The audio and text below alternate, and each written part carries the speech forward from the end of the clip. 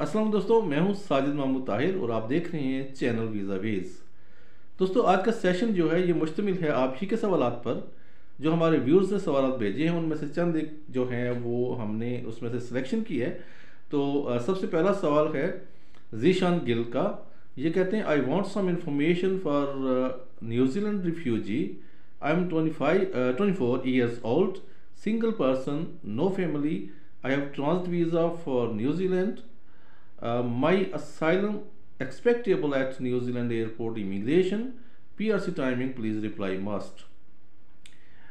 जीशान गिल का कहने का मकसद ये है कि उनके पास न्यूजीलैंड का ट्रांजिट वीज़ा है और वो असाइलम प्रॉब्लली वहाँ अप्लाई करें। और ये कहते हैं कि अगर मैं असाइलम अप्लाई कर लेता हूँ तो फिर पीआरसी हासिल करने के लिए कितना टाइम लगता है।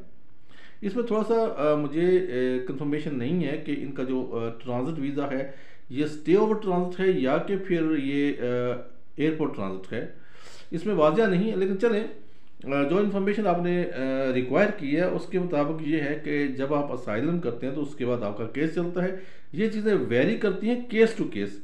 अगर आपका केस अच्छा है तो आप हो सकता है कि आपको जल्दी आपकी फेवर में फैसला हो जाए, और अगर आपका केस स्ट्रांग नहीं है हो सकता है रिफ्यूज़ हो जाए, हो सकता है उसके बाद अपील दर अपील हो जाए। तो नॉर्मल जो केसेस हैं उसमें पीआर हासिल होती है आपको 5 इयर्स के बाद। तो ये थी जनाब आपके सवाल का जवाब। आगे है जनाब जीशान, ये दूसरे जीशान है, जीशान फियाज। वो जो पहला था क्वेश्चन वो था जीशान गिल का, ये है जीशान फयाज का। ये कहते हैं जी कि ये कहते हैं कि हंगरी एम्बेसी में जो सवालात आपने बताए हैं विजिट वीज़ा के हवाले से, तो क्या जो वर्क परमिट होता है हंगरी का उस पर भी सेम क्वेश्चन होते हैं? एक दो सवाल इनका ये है। और दूसरा ये कह रहे हैं कि हंगरी का वीज़ा जो है वो कितने फीसद उसमें रिजेक्शन आती है, और साथ में कहते हैं कि फाइल इसकी कौन तैयार करता है। देखिए, पहली बात यह है कि क्वाइट डिफरेंट है वर्क वीज़ा और विजिट वीज़ा। जो आपको पहले स्पेसिमेन दिए गए थे और जो सवालात आपको बताए गए थे और जो इसका आपको एक नमूना भी दिखाया गया था वो था विजिट वीज़ा के हवाले से।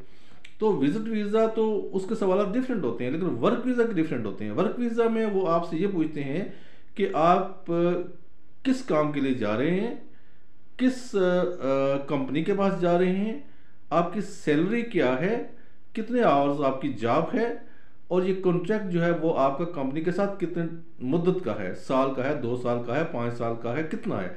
इसके अलावा जो है वो आपसे ये सवाल भी हो सकता है कि जो जिस कंपनी में जिस वर्क के लिए जा रहे हैं उसका आपके पास एक्सपीरियंस क्या है, वो एक्सपीरियंस आपने दिखाना होता है। और जो आपने जिस कंपनी से वर्क परमिट आखिर लिया है तो उसको कुछ ना कुछ तो आपने या तो इंटरव्यू दिया होगा या आपने पेपर वर्क दिया होगा, वही पेपर वर्क और उनके मतलब सवाल होते हैं।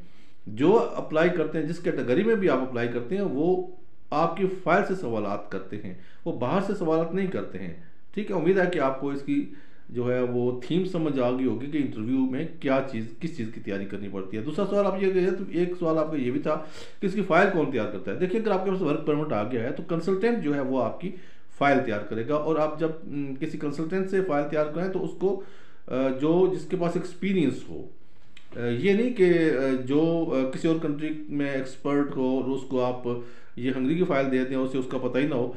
आप किसी ऐसे कंसल्टेंट से रब्ता करें कि जो हंगरी का काम करता हो। अगर जनाब क्वेश्चन है Indrajit Singh.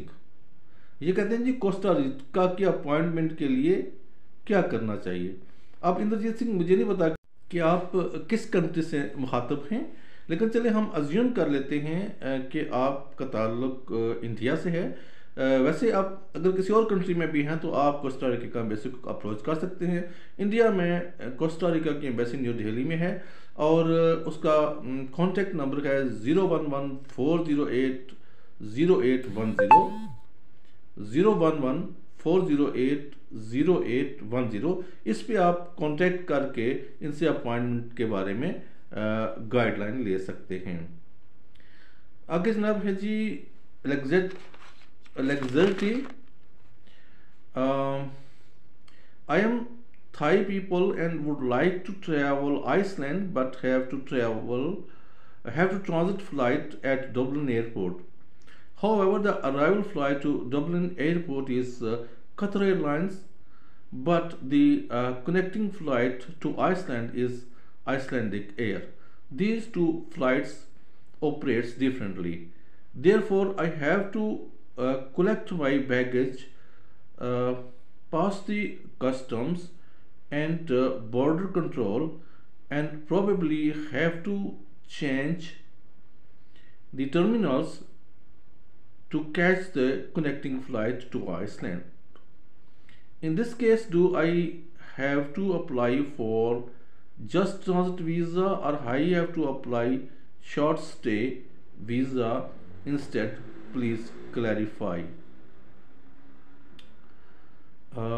Dear Exerti, actually, Thailand is a visa country, and you must have to apply for a transit visa. Then you must apply for the stay over transit. That is called stay over transit.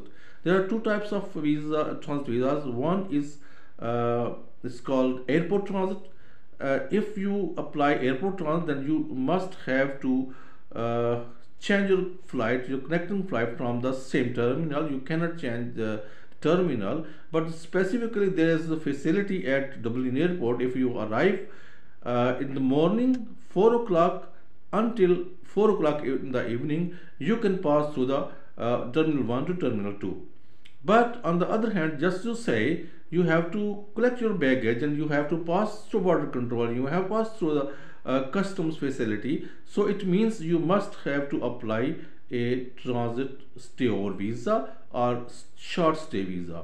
You must have to apply short stay visa if you are transiting and you are passing through the immigration control or passport control. Uh, I hope that you can get my point. Thank you so much for your cooperation and for your contribution. Again अब Javed Gmail sir, मैं study पर 2009 में UK गया था। 2011 में नए college से visa extend कराया। अभी नए कॉलेज में कोर्स स्टार्ट ही हुआ था कि यूके बीए ने घर से गिरफ्तार कर दिया और फिर रिमूवल ऑर्डर थमा दिया और ये कहा कि आपका मकसद काम करना है, तालीम हासिल करना नहीं, इसलिए अपने मुल्क वापस चले जाओ। मैंने कोई अपील नहीं की और अपने ही टिकट पर वापस अपने मुल्क आ गया। क्या अब मैं वर्क वीज़ा या डिपेंडेंट वीज़ा पर यूके जा सकता हूँ? कानूनी राय दीजिए। जी जनाब जावेद साहब, जब आप यूके से अपना टिकट लेकर यानी अपने एक्सपेंस पे वापस आते हैं तो फिर आपको मैक्सिमम जो बैन होता है, मैक्सिमम की बात मैं करूँ, वैसे 1 ईयर भी होता है, मैक्सिमम 5 इयर्स बैन होता है, इससे ऊपर नहीं हो सकता। तो आपने चूंकि 2009 में गए थे और आपको तो कब का ये बैन जो है ये लैप्स हो चुका है, उसका टाइम पीरियड यूज़ हो चुका है, चला गया है, ख़त्म हो गया है। तो अब आप अपना कोई भी वीज़ा अप्लाई कर सकते हैं, आप पर किसी किस्म की कोई रिस्ट्रिक्शन नहीं है। अगर एम्बेसी ने उस टाइम या यूके बी ने ये समझा था कि आप वीज़ा वायलेट कर रहे हैं, वीज़ा की वायलेशन कर रहे हैं, तो उसके सज़ा के तौर पर आपको रिमूव किया गया और उसके बाद आपको जो है ना वो अपना टिकट आपको लेना पड़ा। ये अच्छी बात है। अगर आप उनके फंड से टिकट लेते तो फिर आपको 10 इयर्स का बैन होता। सम हो आप बिल्कुल फ्री हैं इस वक्त अप्लाई करने के लिए, लेकिन आपने अपनी पिछली हिस्ट्री ज़रूर शामिल करनी है, इसको कभी ना भूलिएगा। आप कब गए थे, किस वीज़ा पर गए थे, अगर आप डिटेल ना भी देना चाहें तो आपने जो उसका डिपोर्टेशन ऑर्डर है उसका वो रेफरेंस दे देना है कि इस टाइम पे आप रिपोर्ट हुए थे, तो उसका सारा रिकॉर्ड जो है वो इमिग्रेशन के पास होता है। और आपके जो नए वीज़ा है किसी भी कैटेगरी में जाते हैं आप, डेफिनेटली स्टूडेंट पे तो आपको नहीं लेंगे वो या रिफ्यूज़ कर देंगे, लेकिन इस जुर्म की बुनियाद पर कि आप वहाँ पे जो पर्पज़ था उसको आपने डिनाई कर दिया और आपने वीज़ा ब्रीच कर दिया, कंडीशन ब्रीच की हैं, उनके ही एतबार से चले कंडीशन ब्रीच हुई हैं, तो फिर आपका मैक्सिमम जो बैन है वो 5 इयर्स का है। इसलिए आप अब बहुत एतमाद के साथ अपना वीज़ा अप्लाई कर सकते हैं। तो जनाब ये थे चंद क्वेश्चन जो हमने रेंडमली पिक किए थे और उम्मीद है कि आपको ये आज की इन्फॉर्मेशन पसंद आई होगी। Thank you so much. Allah निगहबान।